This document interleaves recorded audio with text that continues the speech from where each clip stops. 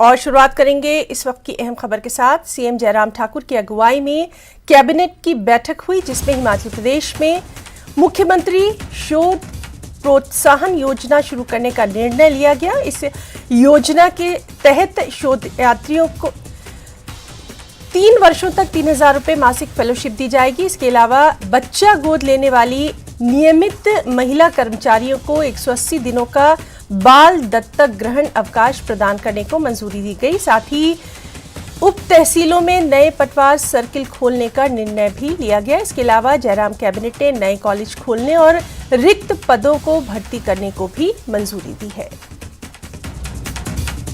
तो अहम खबर हिमाचल प्रदेश मंत्रिमंडल के निर्णय की। मुख्यमंत्री शोध प्रोत्साहन योजना को हरी झंडी। शोधार्थियों को 3,000 रुपये महीना मिलेंगे। सीएम की कई घोषणाओं पर भी इसमें मुहर लगी। तो सीएम जयराम ठाकुर की अगुवाई में कैबिनेट की अहम बैठक हुई, जिसमें हिमाचल प्रदेश में मुख्यमंत्री शोध प्रोत्साहन योजना शुरू करने का निर्णय लिया गया। और इस योजना के तहत शोधार्थियों को 3 वर्षों तक 3,000 रुपये मासिक फेलोशिप दी जाएगी। इसके अलावा बच्चा गोद लेने वाली नियमित महिला कर्मचारियों को 180 दिनों तक का बाल दत्तक ग्रहण अवकाश प्रदान करने को भी मंजूरी दी गई है।